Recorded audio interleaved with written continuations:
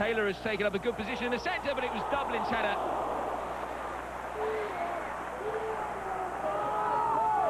Joachim. Now Alan Wright. Lots of bodies forward for him. Taylor with a header! And Taylor with a goal! Aston Villa have dominated the early stages, but it looked as though they weren't going to be able to break through. But again, from a ball whipped inside the penalty area, Tottenham were caught and Tottenham were punished.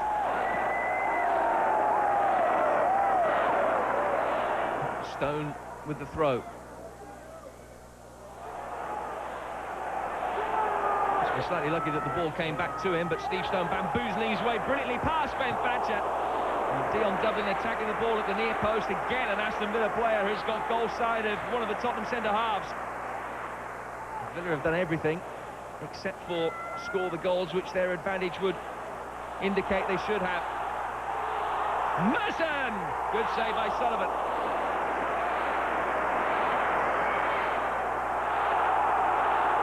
Now Villa can break. Joachim to his right-hand side. Dublin pushing forward as well. Joachim forced wider than he would have wanted to go, but still, he's managed to deal with it brilliantly. Dublin!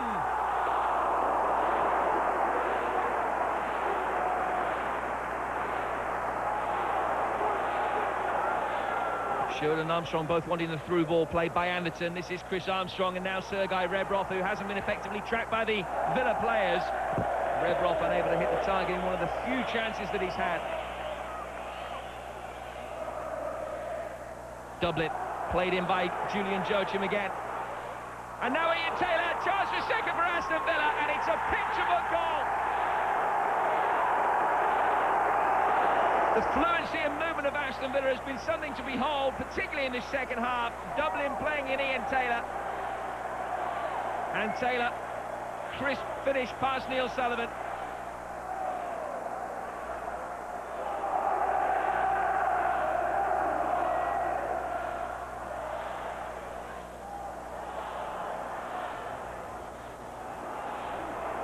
Davy Ginola obviously very eager to please and is brought down within seconds of coming on by Sherwood. What can the mercurial Frenchman conjure up? Ian Taylor in the penalty area on a hat-trick. Dublin is there as well as it's swung towards Alpay.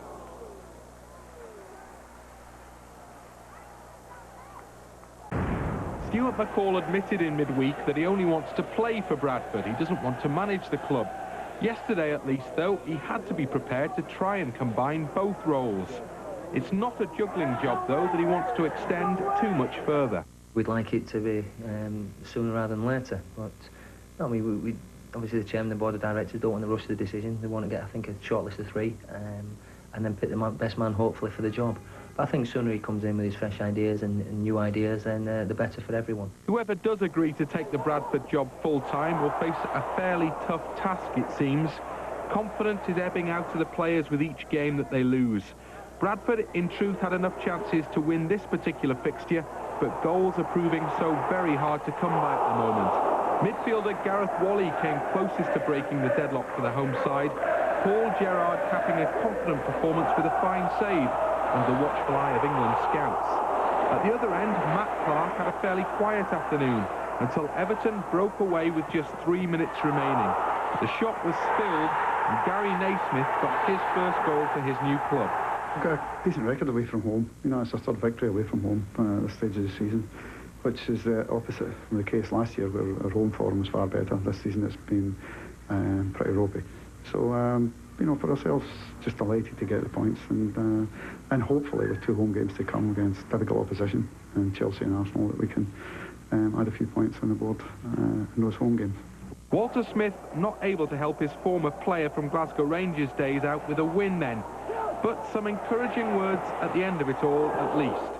Stuart said he doesn't want the manager's job here. Is it the sort of... Is he right to say it's too early, or should you never turn an opportunity like this down? Well, again, he's a player, so he wants to play as long as possible. So, you know, from his own point of view, that's the decision he wants to make, and I think everybody's got to respect that. Would you say he will make a good manager one day? I don't think there's any doubt about it. No indication yet how long Stuart McCall's caretaker role will last. Whoever does come in, whenever it happens, The players have got to get on with improving life and quickly. It doesn't matter who the manager is, you know, as you've seen today, and what I said, it's really about, it's about personal pride, of course, but, you know, old cliche, pride in the shirt, and, you know, the club deserves that it doesn't matter who's in charge, that you go out and give 100, and you know, you can't give 110%, I hate that saying, but you got to give 100% week in and week out. We don't want any long faces come Monday morning. You know, obviously it's disappointing. You look at the league table. Game we were hoping to pick 3 points out of, but there's no good looking back now. We've got to be positive, and as long as they give the same commitment and show the same willingness, and I'm sure we can start picking up points. So no dream start for Stuart McCall then. A date with Derby next week could well prove his... From the end of play.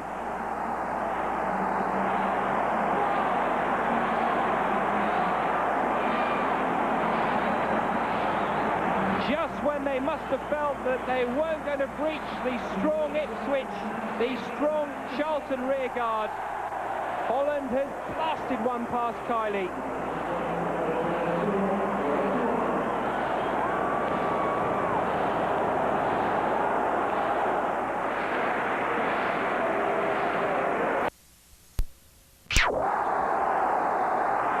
They're home and dry now.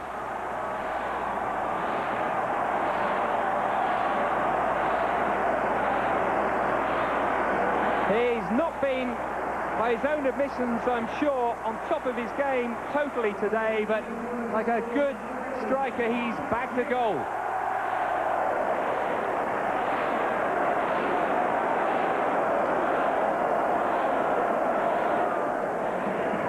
George Burley, who can do no wrong at the moment, built this very promising side, has a bit of money to spend.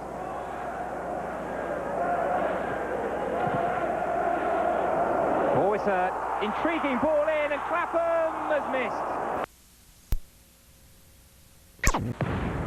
Third v sixth at the start of the day, and Leicester chasing a third straight win. It was a game of few chances, but when Akinbaye's pass released Davidson, the Scot felt he had claims for a penalty. Griffin's challenge unpunished. Leicester's defence is the meanest in the division, and Newcastle found the Foxes tough to break down. But early in the second half, speed jammed it onto Domi, who was wearing his dancing boots, but not his shooting boots. Peter Taylor brought on Arne Gunnarsson for Trevor Benjamin, and it paid almost immediate dividends. He'd scored another cracker against Derby 2 weeks ago. You won't see many free kicks sweeter than that. Bobby Robson threw on Cordoni as an extra striker, and Dyer's quick thinking sliced open Leicester's defence for Gary Speed. A goal on the Welshman's 100th league appearance for the Magpies. With 4 minutes to go, Leicester could have won it. But goal-scoring's not been their greatest strength this season, and Adi Akinbaye squandered the chance to beat Given. Final score at Filbert Street, Leicester 1. Gary Pallister hoping to unnerve his former club, and he's the target for Cooper. It's away by Butt. And Solskjaer and Keane combining to great effect, and what a chance this is now from Keane. Dwight York waiting to receive. York! Splendid save from Schwarzer.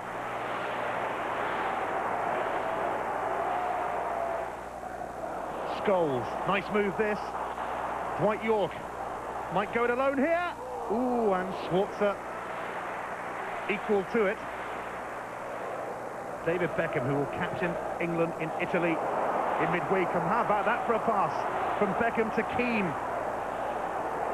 Keane looking for York, and somehow it went over. Scholes pings it out to Beckham, and Keane let it go, and Paul Scholes unable to find a way to goal. Manchester United 0, Middlesbrough 0 with half an hour played, but here's Christian Carambeau, and he's going to get it back here. What a chance for Carambeau! And Middlesbrough stun Old Trafford. Christian Carambeau beats his fellow countryman Fabian Barthez, and Brian Robson-Furrer are a goal up at Manchester United. Manchester United in need of a moment of magic from David Beckham.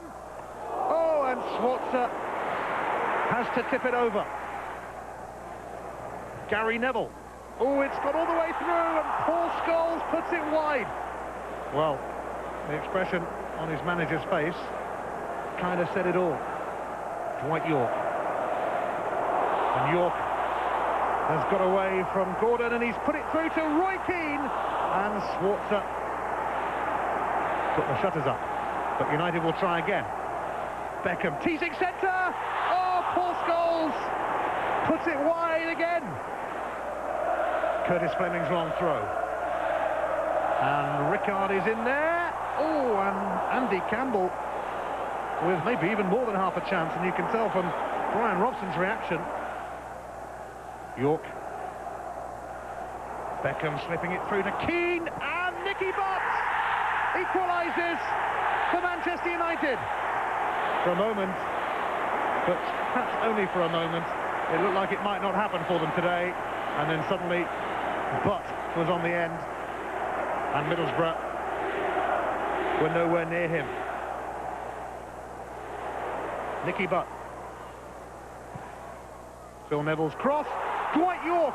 It was blocked, but guess who was there? Teddy Sheringham. Manchester United have turned it round. Nothing much has been blocked for Teddy Sheringham this season. His 13th of a remarkable campaign.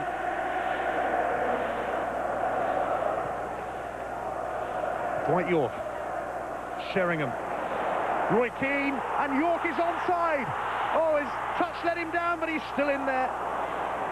Just bobbled away from him, agonisingly. Only Dwight York is up there. I say only.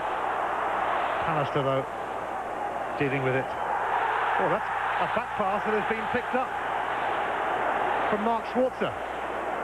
Well, it came off his knee, I think. But surely that counts. Oh, he's not given it. Keane now has released Scholes. Scholes bearing down on the box. Oh, took a deflection. Ooh. There's a saying in football, isn't there? The crime is not to shoot and miss. The crime is not to shoot. James Beattie seems to be heeding that advice. His 2 goals helped the Saints to their 3rd win of the season last weekend against Chelsea. And his confidence appears now to be at an absolute high. That stunning goal came after 12 minutes. But on 23, Sunderland equalised. Niall Quinn started the move, and by the time his teammates Kevin Phillips and Don Hutchison had opened up the visitors' defence, Quinn had reached the far post.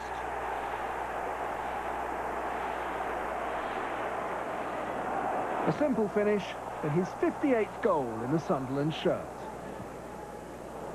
Quinn and Phillips then combined to provide Hutchison with a good opportunity to give the home side the lead. All he had to do was kick it in. 10 minutes from the end, Hutchison thought he'd brought Sunderland a winning goal. Phillips may not have netted for 6 games now, but he never stops working. And his layoff helped Hutchison score his 2nd Premiership goal of the season. Further helped by a deflection. At this point, Southampton might have folded, but they showed great resilience in beating Chelsea, and more of the same to take a point home from the fortress known as the Stadium of Light. Dean Richards rescued a point with just 3 minutes left.